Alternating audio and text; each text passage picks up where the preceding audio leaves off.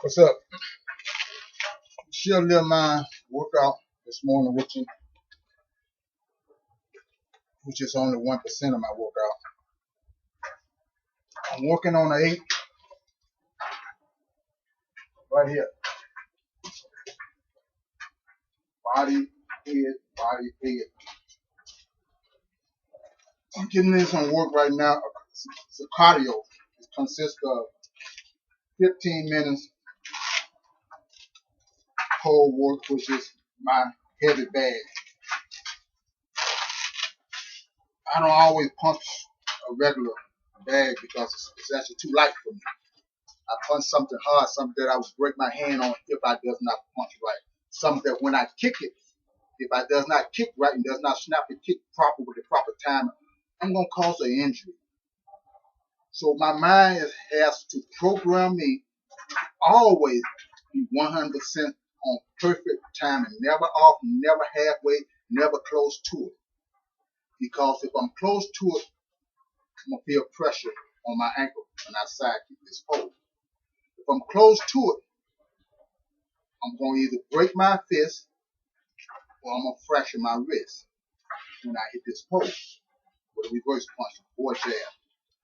So it's very important to me. It's always had, even when I was a young teenager, I was doing this type of thing. Except I was using a real tree. I wasn't using an 8x8 beam because I lived in an apartment, so couldn't be done there. So I had to go outside and get this type of work.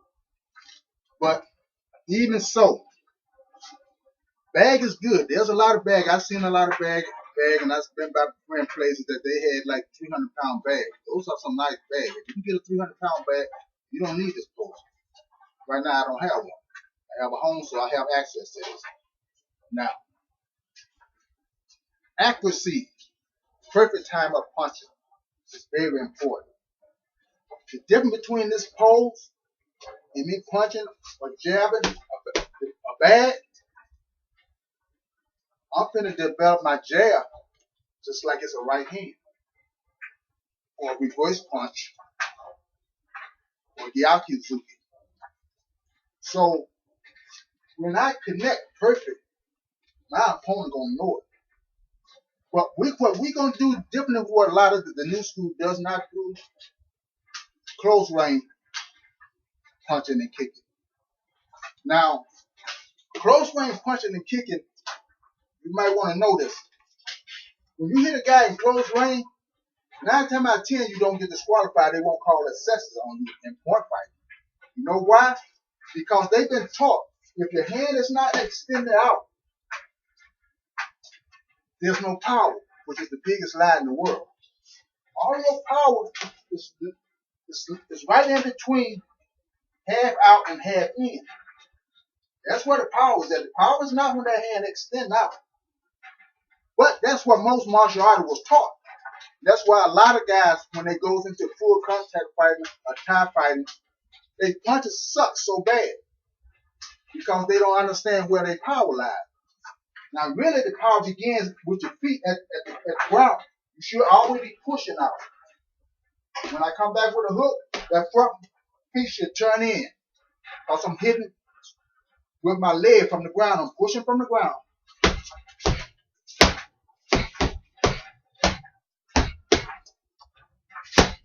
Also increases the speed. When you push like you're running, you increase the speed. The greater the speed, the greater the power. I'm going to hit you with my entire body and snap it out.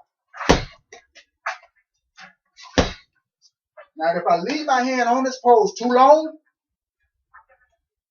I'm going to have a very serious wrist problem and probably a broken hand. But if I snap it off right on perfect time, I never feel it. I feel that I touched it, yes. But the impact, I don't feel any of that. So when I'm not feeling no kind of impact, I know my subconscious mind have put my hand punching speed on perfect time.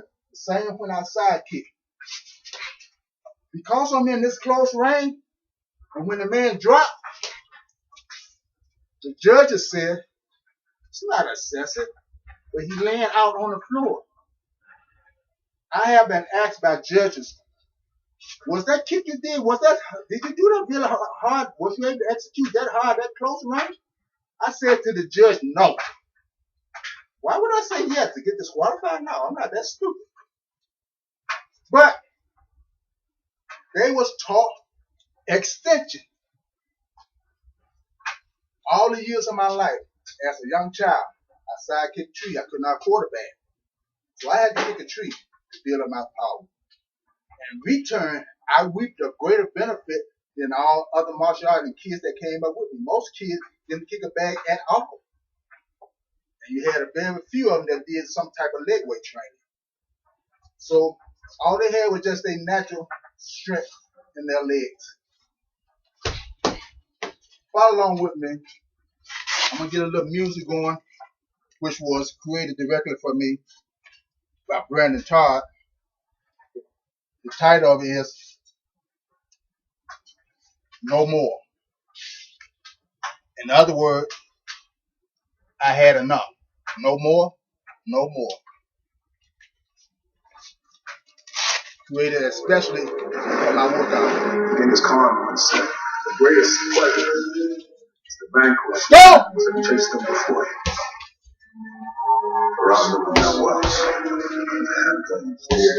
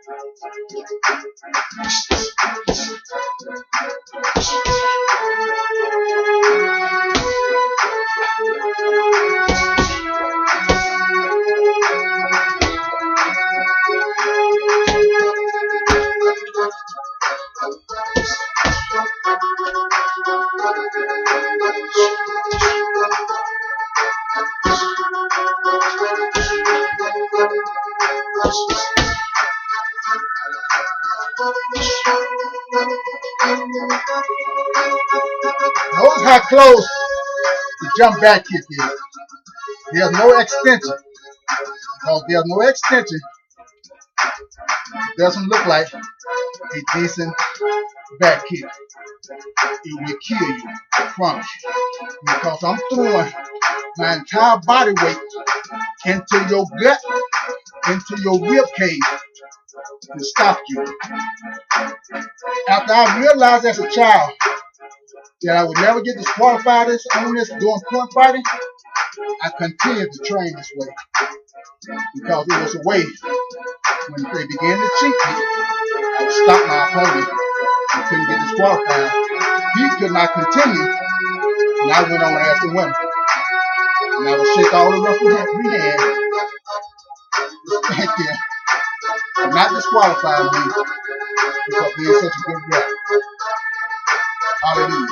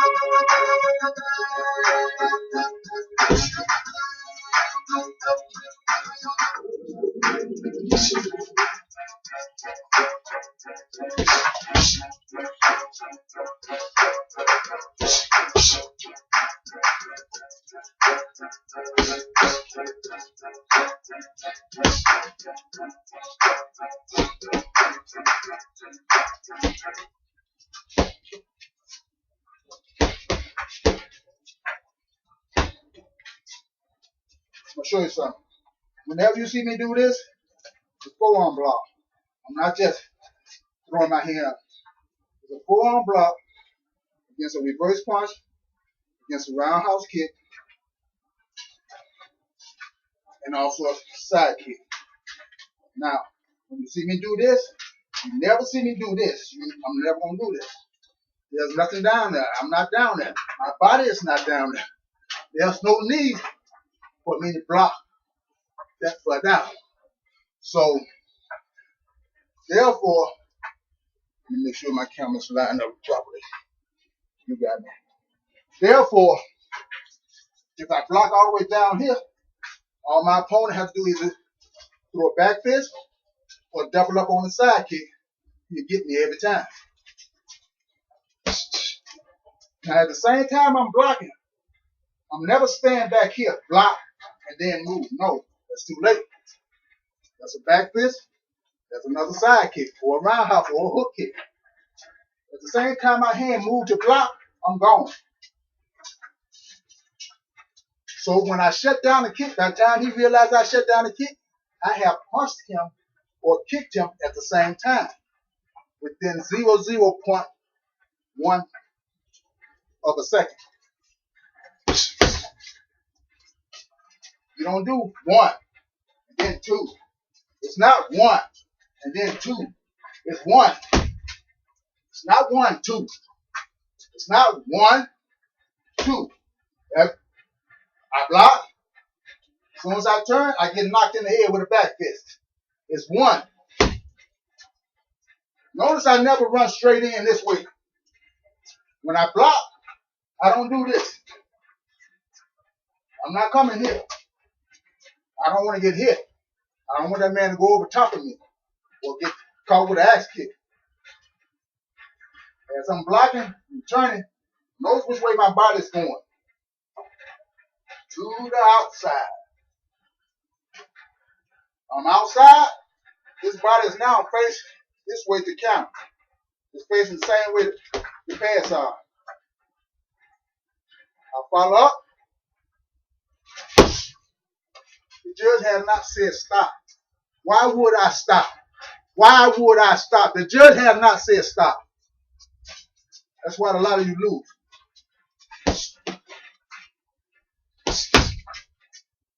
You go to holler, I was first. It's the judge that want to call him. You ain't calling. Neither is your coach. He can't call for you.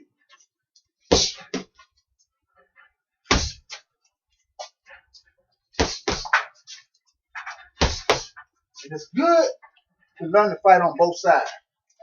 Very good. When you can fight on both sides, it's easy sometimes to outbalance your opponent. Some opponents, they can't fight a left-hand fighter. Some opponents struggle with a right-hand fighter. Some opponents, they just catch hell when you're just good. Simple as that.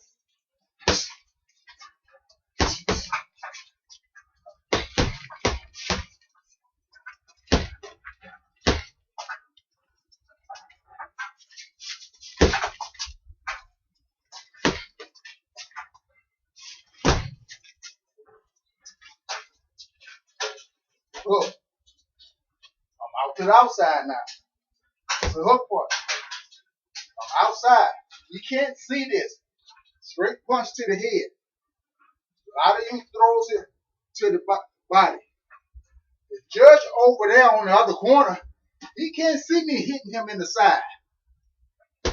Look, I throws it to the head, to the side of the head. He have, in point fighting, he have on safety gear. Full contact, he just knocked the heck out. Period.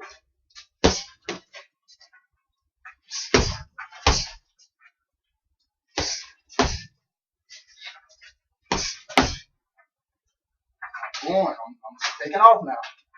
But I'm gonna leave around. I'm coming in with a roundhouse kick. As I drop, I spin. Damn, I'm still on the man. I'm not gonna give him a chance to do this. I'm on him. When he started bagging up, I'm still bam, bam, bam. He's not able to get nothing off. Now, when I practice, this me. Most of my kicks during my practice time is actually low kicks. Now, why do you see me doing high kicking competition? A lot of time that comes out of my meditation. What you mean? I meditate on fighting. Not one person, 5, sometimes 1,000. Why? It caused my sixth sense mind to make my body react automatically or do something before I even realize I have done it to you. I've done it. And then students or friends would say to me, man, you signed him up good for that. Oh, I didn't. Never practiced on it before in my life. And I know the only place that it could have came from is out of the meditation. Because in my meditation, I have no idea what I'm doing. What you mean you don't know what you're doing? The technique that I'm working in the meditation is so quick and so accurate, there's no thought process. What? There is no physical thought process. Now, is there a mind recollection that recognizes and seeing everything? Yes. But it's by my sixth sense mind or my seventh sense mind. In my case now, it's my seventh sense mind. Whenever I talk about the seventh sense, I'm talking about the Holy Spirit. So I know a lot of you don't want to hear that, but I have to tell you the truth or I'm going to lie to you. You want me to lie? I know a lot of you will say yes, because you don't want to hear that, because it's above your head. But every man, woman, and girl have a sixth sense. Are you with me? Every man got it. When you say, I started to do that, man, when you walk out of the room, you're doing like this, your instructor don't know what you think you're talking about. What you saying to yourself, I should have did this one, and I should have done that. I should have. Yes, you should. But you know why you didn't do it? Because you don't practice that way. And the only way to practice that way is to fight a minimum of 3 people in a meditation, closing your eyes at one time. You don't have time to think. So everything become automatic. All the techniques that your sensei is teaching you, they become automatic now. Not only that they become so automatic, you can hear your coach telling you what to do before he said. And when you come out of the ring, he will tell you, I was just getting ready to say that. That's why you got to be at the seminar, my man. That's why you got to be at the seminar. What I know, a lot of people don't know. Neither can they break it down like that. I can break it down to according to where you came from and the person, your parent, programmed you. And I can take you to that point and I can bring you out when you travel at the level that was ordained for you to be operating at by God. October the 24th. It's on a Saturday, 2:30 to 4:30. We're going to be drilling. Just like I'm drilling on this post. No, we ain't going to be hitting like that. We're going to be working with first degree power. We ain't trying to hurt nobody. We're trying to become to learn. We're going to be working with first degree power. You can bring your safety equipment or you can leave them at home. It's up to you. We'll be working with first degree power. We will alternate back and forth. One will be Torah, one will be Uki. Torah means that's the person that blocking, that's the defender. Let me rephrase that. Torah is the attacker. Uki is the blocker. That's the person that blocks. He's standing there. That's all he can do. Now, Torah gonna be throwing something. You have to come to the seminar to find out exactly what he's gonna be throwing or she gonna be throwing. 1355 East 53rd Street. I'm right around the corner from Obama House. Yeah, the President Obama. I'm right around the corner from his house. He's over on 51st. I'm going to be down on 53rd in Hyde Park. At Nichols Park. I'm going to be in the gym. Getting it on. West Coast, come on out and get your education, get your strength. You can ask questions because there's things that you need. I don't know what they are. You got to ask me the question. This is how you get to do this. There's things that you weak in might not be your technique. This might just be your attitude. I can tell you how to build your attitude up overnight. That's impossible. With that instructor, with that teacher, with that coach, yes, not with me.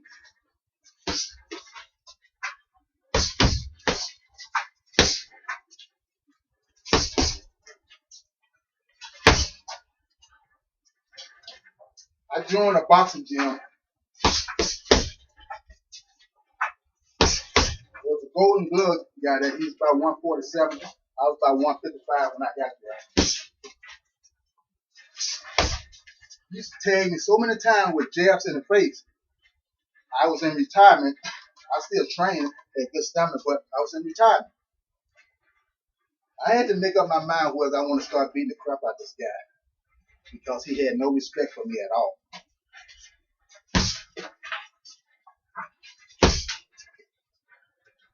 So I had a young man to video this and get me in the car.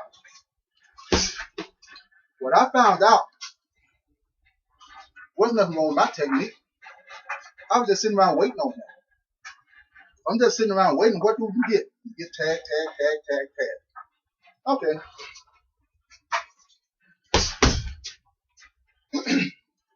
Through meditation, I destroyed this kid. And I say maybe a month or maybe less. And 1 month. I grew up beating this kid so bad. Whenever I was in the gym, this kid walked through the door, he would turn around and go back home and wait till he think I had left the gym. That's how bad I was beating him. And at the same time I would beat him, I would be laughing at him and telling him he's too slow. How did I do it? The coach asked that question. His coach. He said, that's not possible. How you just... I said, young man, I'm a fighter. I've been in retirement. I didn't want to fight. I had to make a choice whether I want to fight again. I made it through meditation. Once I made it to myself physically, I went into meditation. I fought Muhammad Ali in meditation. I fought Joe Frazier.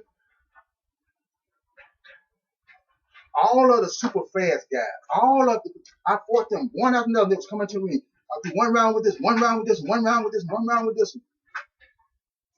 And it changed my whole attitude and my muscle reaction, my thought process took over. I walked through them. I went on to be a 2-time Golden Glove champion.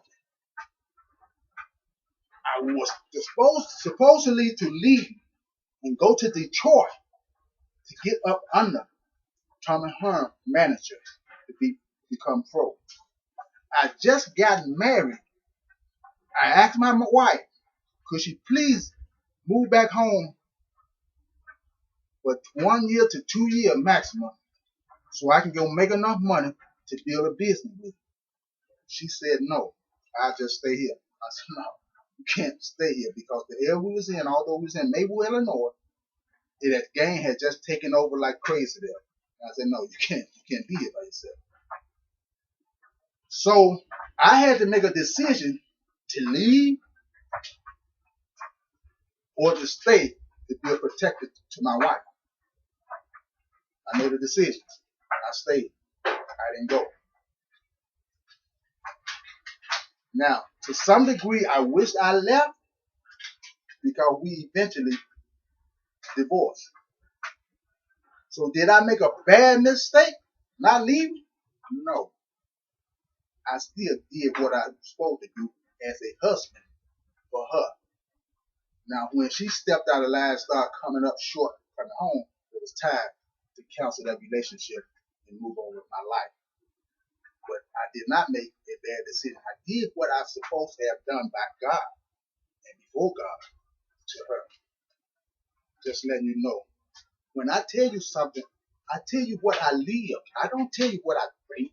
I don't tell you what I think works. I tell you what I know. I'll talk to you later at the seminar.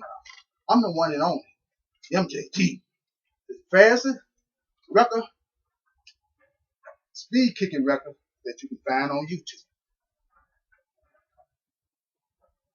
Now, keep following me because I'm going to mess that record up. As sure as God living, I'm going to destroy that 100 kicks in 15 seconds. I guarantee it. Guess what? They say I'm 60 years old. Let's see. Do God lose his strength and power to prevail my body forward to outdo the youthfulness through the power of wisdom. We shall find out. So will you. God bless you. Whoosh!